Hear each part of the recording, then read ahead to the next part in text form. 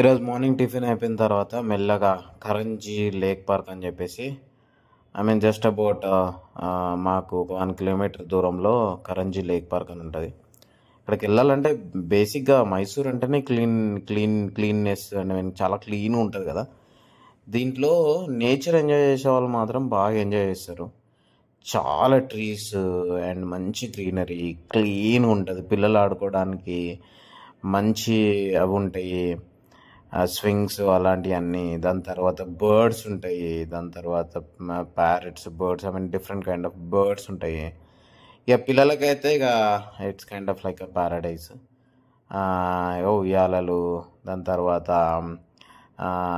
ఇంకో జారుడు బండలు, ఇవన్నీ ఉంటాయి.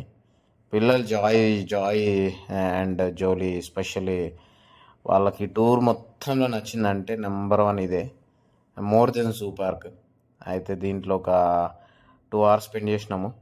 అండ్ ఇంకొకటి ఏంటంటే ఇదే కాకుండా ఈ బర్డ్స్ ఇవన్నీ కాకుండా మంచి బోటింగ్ ఉంటుంది. బోటింగ్ కూడా చాలా చాలా చీప్. బేసిక్గా ఈచ్ పర్సన్ 30 రూపీస్ అట్లా తీసుకుంటారు.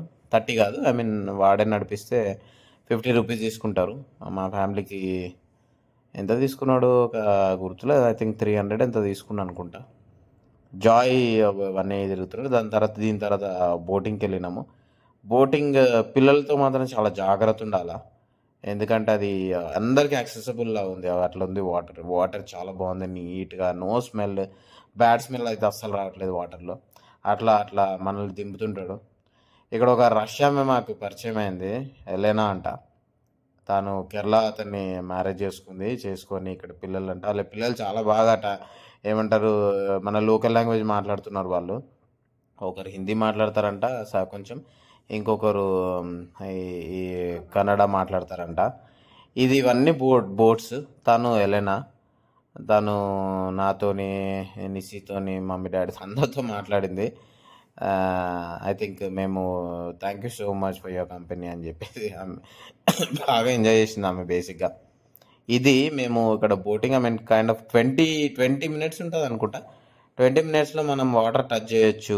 పిల్లలు పెద్ద టెన్షన్ లేదు. నాకు బోటింగ్ జాకెట్ అవసరం లేదు, నాకు మంచిగానే స్విమ్మింగ్ వస్తుంది అంటే, లేదు లేదు ఇది మ్యాండేటరీ అని చెప్పిండు ఆ అబ్బాయి. ఇంకా ఇది బోటింగ్ కరంజీ పార్క్లో అవన్నీ చూసిన తర్వాత ఈ బోటింగ్ ఇది.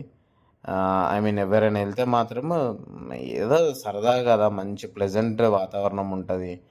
ఒక 20 minutes హాయిగా, ఒక 20 కాదు, 1.5 hour స్పెండ్ చేయొచ్చు ఇక్కడ. దీని పక్కన యాక్చువల్లీ జూ పార్క్. నెక్స్ట్ మేము వెళ్ళేది జూ పార్కే.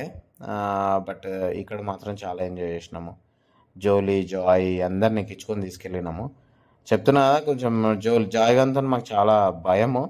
బట్ స్టిల్ ఆ జాకెట్స్ అవన్నీ వేసి తీసుకెళ్ళాం. బాగానే లోతుంటుందంట ఇది. అది వాటరు. దీంట్లో ఒకసారి మొసలి కనిపించిందంట, బట్ ఇప్పుడు కాదంట, చాలా లాంగ్ బ్యాక్ అంట అది. ఇది వాటరు, మంచి వాటరు. దాని తర్వాత గ్రీనరీ, దాని తర్వాత అదేదో ఈ వాటర్ పైన ఇట్లా చెట్టుల్లా ఇట్లా మొక్కల్లా ఉంటాయి కదా అవి. దాని తర్వాత అబ్బాయి ఇట్లా చేసుకుంటూ వెళ్తాడు. ఆమెకి హాయ్ చెప్పమంటే చెప్పింది. అబ్బాయి అయితే చిన్నోడు మాకు ఇక్కడ దగ్గరలో ఉన్న ప్లేసెస్ కొన్ని వెళ్ళండి అని చెప్పాడు. జోలి వాటర్ పెడుతుంది, తీస్తుంది. నేను ఉంటలే అన్నా అంటే పెట్టింది ఇంకా లాస్ట్కి. ఆ అబ్బాయి మాత్రం మాకు సరౌండింగ్ ఇక్కడ ఉన్న కొన్ని ప్లేసెస్ చెప్తున్నాడు. చాలా క్వైట్గా ఉన్నాడు. మా పిల్లలకి కంప్లీట్ ఆపోజిట్.